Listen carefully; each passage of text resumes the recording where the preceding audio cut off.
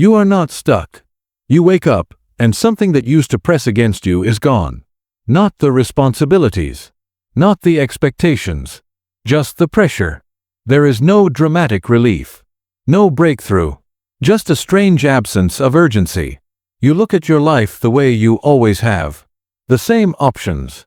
The same paths. The same open doors.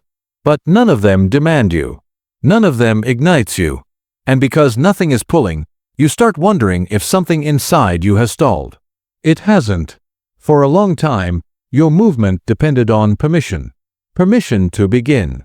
Permission to change. Permission to want something different. That permission did not always come from someone saying yes. It lived in timelines. In roles. In invisible contracts you signed without noticing. When the deadline came, you moved. When the opportunity appeared, you responded. When someone expected something from you, you rose to meet it. Movement had structure. Even hesitation had structure. Now the structure feels thin. A deadline appears, and you register it without ignition. An opportunity opens, and it feels optional instead of urgent. Comparison shows up, but it doesn't grip you the way it used to. And that absence of grip feels dangerous at first. Because if urgency is gone, what drives you? Stuckness feels tight. It feels like something should be happening and isn't. What you're experiencing doesn't feel tight. It feels open. Almost too open. You're not blocked. You're unassigned. The old permissions that once pushed you forward have quietly expired. The roles that once defined your pace no longer command participation. They still exist as ideas, but they don't hold authority over you the way they used to. That can feel like disorientation. Without a contract, there is no automatic next step. The mind scans for obligation and finds nothing binding. It searches for the familiar pressure and finds space. You start asking yourself if you've lost ambition, if you're hesitating, if you're falling behind. But falling behind implies a race you still believe in. And something inside you has stepped out of it. There was a time when other people's movement activated yours. If they accelerated, you felt the echo. If they advanced, you felt pressure to match their pace. Urgency once felt like proof that you were engaged. Now you can watch others move without inheriting their urgency. The whisper that says you should be further still appears. But it doesn't land the same way. It doesn't escalate your nervous system. It doesn't force your hand. You notice it, and you remain where you are. That's new. Pressure used to translate directly into action. Now pressure registers without absorption. You can feel the request without adopting the timeline. This shift is subtle, but it changes everything. You're no longer willing to move just because it once made sense to. You're no longer compelled by structure alone. And without that compulsion, movement slows. From the outside, it can look like stagnation.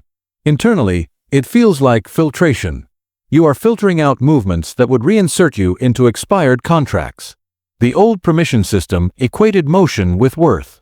It told you that forward meant safe, that progress was valuable, that staying still meant failing. But now, worth is separating from pace. Days pass without being graded. You are not calculating whether you've done enough to justify them.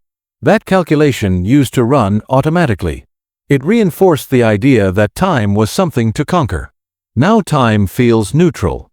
You wake up, and there is no loud directive. No clear metric that insists on being met. Just open space that does not demand to be filled. Open space can feel unsettling when you are used to being assigned. But open does not mean empty. It means unforced. Risk has changed shape for you too. It's no longer about failing publicly. It's about moving in a direction that does not belong to you. That feels heavier than delay. You may pass on opportunities that look impressive because they don't resonate internally. You may decline timelines that once would have triggered immediate action. This can look like hesitation, but it's precision. The old system allowed you to outsource authority. If something was validated externally, that was enough to proceed. Now, external validation isn't sufficient. The question is quieter and more personal. Does this belong to me now? If the answer isn't clear, you remain still. Not frozen. Unconvinced. This unconvinced state is uncomfortable because it lacks visible momentum. But it is not a weakness. It is discernment replacing compulsion as your organizing force. Between expired authority and emerging self-trust, there is ambiguity. You are living inside that ambiguity without rushing to escape it. And something is reorganizing beneath the surface. Small impulses begin to feel different, less dramatic, more steady. A direction that once felt neutral begins to carry a quiet pull, not urgent, not loud, but inevitable. Inevitability feels different from pressure. Pressure demands. Inevitability settles. You may not notice the exact moment it shifts. You simply find yourself moving without negotiating with yourself. The action doesn't feel like compliance. It feels like a continuation. That is a new permission forming. It doesn't arrive with applause. It doesn't require validation. It doesn't need comparison to confirm it's real. It feels natural, almost obvious. And when movement returns from this place, it won't feel forced. It won't feel fragile. It won't depend on someone else's timeline to sustain it. The stillness you questioned will make sense, not as failure, but as recalibration. You were not stuck. You were between permissions. The old ones expired. The new ones needed to originate from somewhere deeper. Somewhere that does not respond to borrowed urgency or inherited expectations. You weren't waiting for someone to approve you. You were waiting for the alignment to clarify itself. And alignment does not shout. It forms quietly. It stabilizes slowly.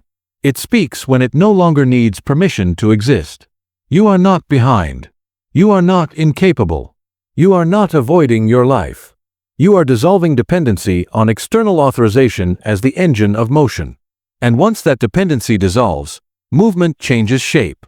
You won't ask if you're allowed. You won't check if it's the right time according to someone else's clock. You won't measure yourself against borrowed milestones. You will simply move. Not because you should. Not because you're pressured. Not because you're trying to prove anything. But because it belongs to you. And when it belongs to you, it doesn't feel like effort. It feels like a continuation. You were never stuck. You were waiting for permission that only you could give. And the moment you stop looking for it outside yourself, you realize you're already moving.